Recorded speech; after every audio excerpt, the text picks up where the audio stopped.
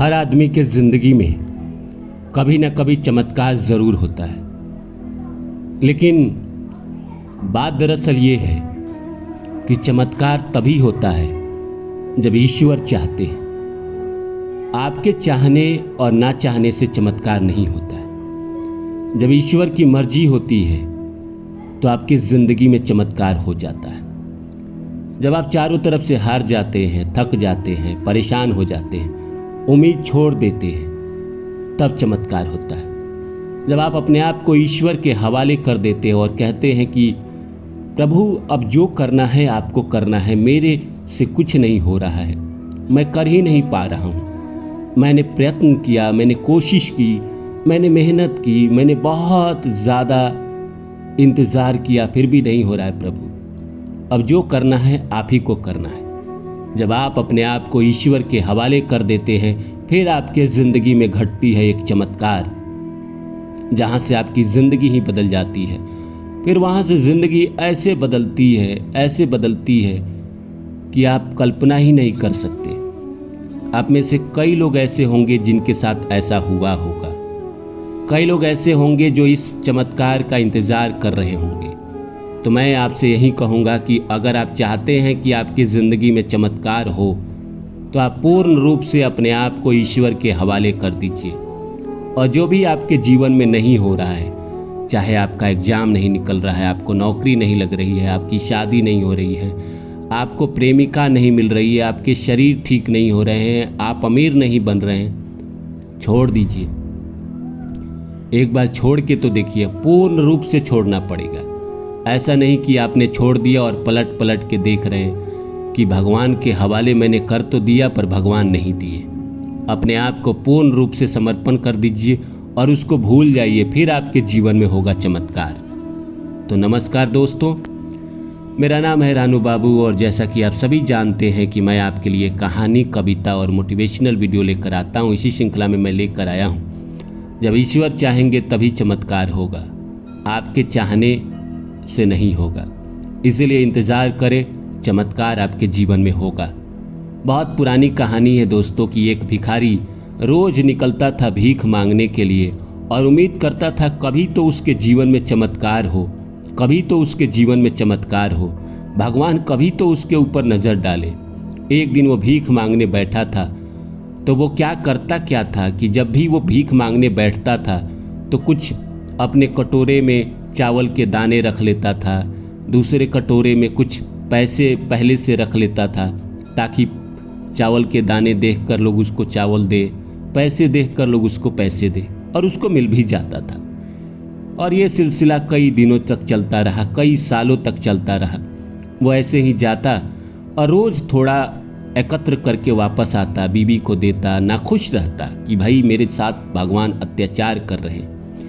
एक दिन वो बैठा था भीख मांगने के लिए, तभी उसने देखा कि राजा का रथ आ रहा है।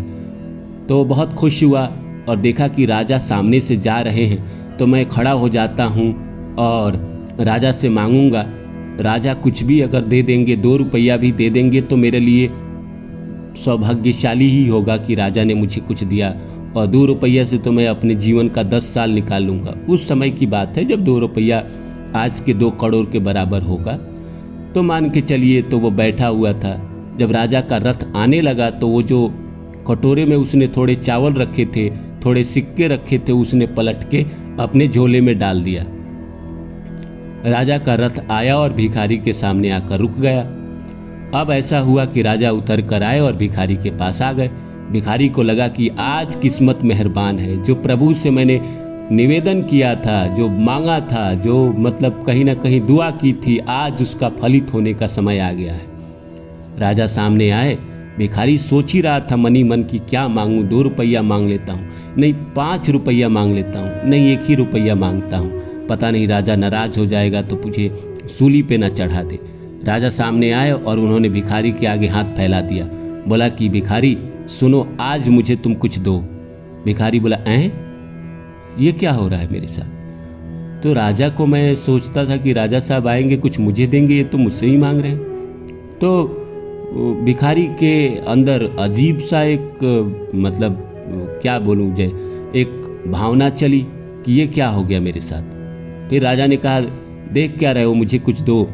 मेरे गुरु ने कहा है कि आज आपको भिखारी से कुछ मांगना पड़ेगा, आपके राज्य में संकट आने वाला है, भिखारी जो आपको देगा वो आपको कहीं ना कहीं राज्य को बचाने में मदद करेगा, तो इसीलिए आज तुम मुझे दो। अब भिखारी सोचने लगा, ये तो मेरे साथ उल्टा हो गया, और मैं तो सोच रहा था राजा मुझे कुछ देंगे, पर ये तो अजीब हो गया। भिखारी देना नहीं चाहता था, महाकंजूस था देने के नाम पे, वो सिर्फ लेना जानता था, देना नहीं जानता था। तो पहले उसने सोचा कि न दूँ, मना कर दूँ, फिर लगा कि राजा सूली पे चढ़ा देंगे। फिर उसने झोले में हाथ डाले और वो पहले उसने मुट्ठी भर चावल उठाए, फिर उसको लगा कि ज़्यादा है, फिर वो किसी तरह संघर्ष करने के बाद उसने वो चावल सारे मुट्ठी भर छोड़ दिए, और राजा के आगे खाली हाथ बढ़ाने को जैसे ही आया तो उसके उंगली में 2-3 चावल के दाने फंस गए और राजा के हाथ में वो जाकर गिर गए। राजा ने कहा चलो कुछ तो मिला, और राजा वहाँ से चले गए। भिखारी पूरे परेशान, लेकिन उस दिन उसको बहुत चावल मिल गया, बहुत पैसा मिल गया। वो घर आया और पत्नी ने देखा कि भाई आज तो बहुत चावल आपने एकत्र किया, इतना तो कभी मिला नहीं, आपने पैसे भी आज बहुत जोड़ लिए, आपने तो इतना कभी जोड़ा ही नहीं।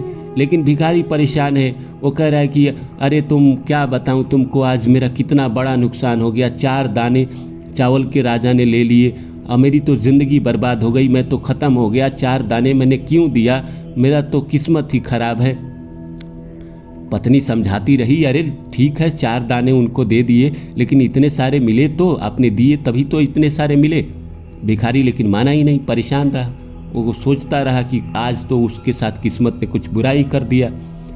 तो फिर ऐसा हुआ कि पत्नी ने चावल के जो झोले थे उसको अपने बर्तन में रखने के लिए पलटे, तो देखे कि उसमें 4 दाने जो है चावल के वो सोने के बन चुके हैं। अब भिखारी ने देखा और ज़्यादा परेशान हो गए। अब उस रोना गाना शुरू किया कि मैंने क्यों 4 ही दाने दिए, मुझे क्या हो गया था, मेरी किस्मत खराब थी, मैं अगर पूरा दे देता तो क्या हो जाता। और रोता रहा। पत्नी उसको समझाती रही, लेकिन वो रोता रहा कि कम से कम 4 दाने सोने के तो मिले, आज तक तो मिल ही नहीं रहे थे, अब इस 4 दाने से हमारी ज़िंदगी तो ठीक हो जाएगी। पर भिखारी रोता रहा, वो अपने आप को समझा नहीं पाया। तो हम दोस्तों कहीं ना कहीं हम भी यही करते हैं, हम मांगना तो जानते हैं पर देना नहीं जानते।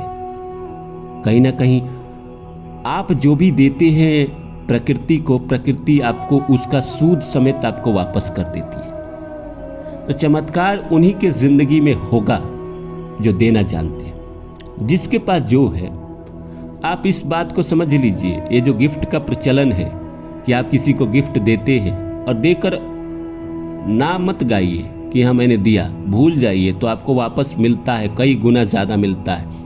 ये अमीर लोग इतने डोनेशन करते हैं फिर भी इनके पैसे कम क्यों नहीं होते? जो देना जानता है उसको मिलता ही है। आपके पास जो है पहले देना शुरू करिए। ज्ञान है, ज्ञान दीजिए, शिक्षा है, शिक्षा दीजिए, पैसे है, लोगों को दीजिए, लोगों को दीजिए, या भोजन है, लोगों को कराइए, आपको कई गुना ज़्यादा वापस मिल जाएगा। और चमत्कार भी उन्हीं के जीवन में होते हैं जो कहीं ना कहीं हृदय से अच्छा हो, मन से अच्छा हो, जो सब कुछ खोने को तैयार है।